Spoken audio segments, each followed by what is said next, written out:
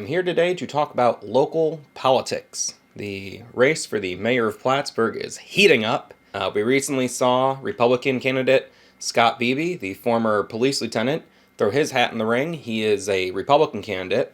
About a week after that, we saw a new Democratic candidate enter the race, who is one Chris Rosenquest.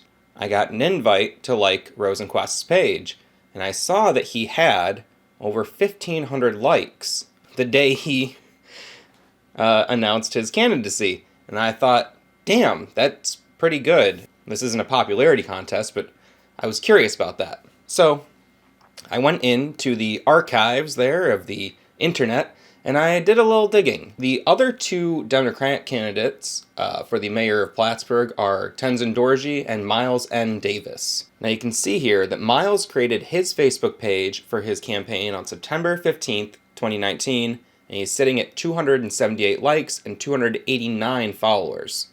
On December 2nd of 2019, Tenzin created his page for his campaign, and he's at 590 likes with 600 followers. We saw the creation of the Scott Beebe for Mayor page on February 13th of this year, and he has a whopping 914 likes with 924 followers. And as I alluded to before, we have the Rosenquest for Mayor page, which has 1,553 likes and 1,590 followers. Now I'm recording this video on the morning of February 23rd, so these numbers could go up or could go down, but that's what it is at the time of recording this video. Now, seeing such a strong showing of support for Scott Beebe, the Republican candidate, with 914 likes, that's not that crazy to me. Our last three mayors before Colin Reed, they were all Republicans, and as opposed to the Democratic candidates, where there's three running and fourth, the incumbent, those likes have to be split up amongst all the people who would vote for him. But Republican candidates, there's only one Republican candidate running for mayor right now. So, the numbers check out. But how does Chris Rosenquest have 3 times as many likes as the leading Democratic candidate? Technically, he doesn't. I mentioned before that Miles N. Davis and Tenzin Dorji respectively created their Facebook pages for their campaign in September of last year and in December of last year. So they've had a few months to get likes. But the Facebook page for the Chris Rosenquest campaign seemed to have popped up on February 20th when he announced his candidacy. But the page was actually created on November 8th of 2013. Chris did run for mayor back in 2013, and he ran against James Kelnon, and he lost. But this isn't the same page. This is actually a page for what Chris did after losing the mayoral campaign. He started the Plattsburgh Renewal Project, which described itself as a group dedicated towards the revitalization of downtown. This is before the DRI became the controversy that it is now. That wasn't such loaded language back in 2013.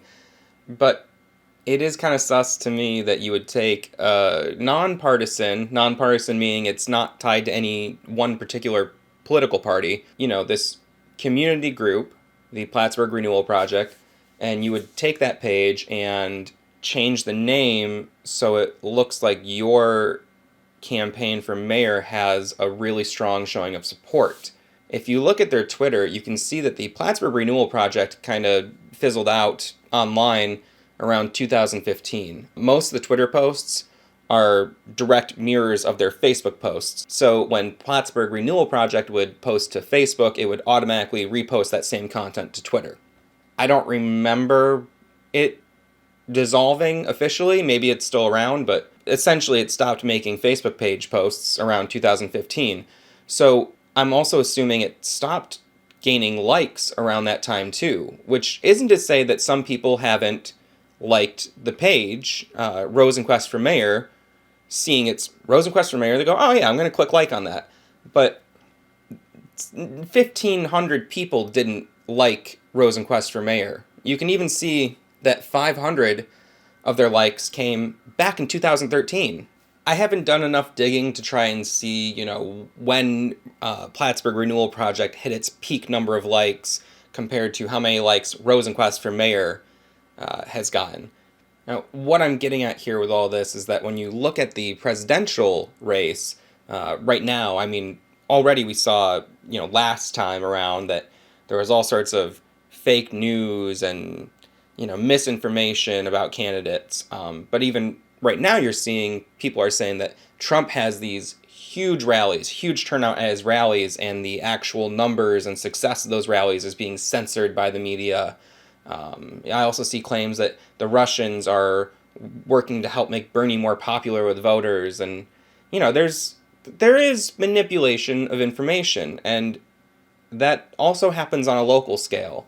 And the only reason I'm calling this out is because I believe in truth and transparency, and so does Facebook. That's how I was able to get this information. But I think we should hold our local candidates accountable. I think that Chris should start a new page and not piggyback on all the likes he got for his nonpartisan, it was an apolitical movement. You can look up Plattsburgh Renewal Project. Like, they did some cool stuff, concerning with arts and community and representation. Chris then went on to become a legislator, and he's done other work in the community with his coffee shop at the library and other things. And no matter how you feel about it, it's still not totally accurate when you're looking at a candidate, and especially if you're not someone who is totally informed, you might see this really strong showing of support for one candidate and think, oh, well, that's got to be the guy. Like, I'm gonna go with that guy because I'm gonna trust that the other Democrats are doing the homework that they're supposed to be doing, and I'm gonna go and vote for him.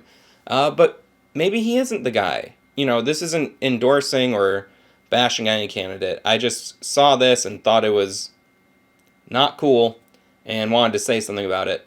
And if you want to hear more, we do a weekly news roundup podcast and live stream every Monday evening right here on this page. And it's also available, on wherever you get your podcasts. And it's a lot more irreverent and rowdy. But, we tried to talk about local news and local happenings in a way that real people talk about them. And I think this is an extension of that. So that's all. Do what you will with the information. Chris, this isn't an attack. I don't totally agree with that tactic. Hey, good luck to everyone who is running, and we'll be covering a lot more of the election as it becomes closer to Election Day. Peace.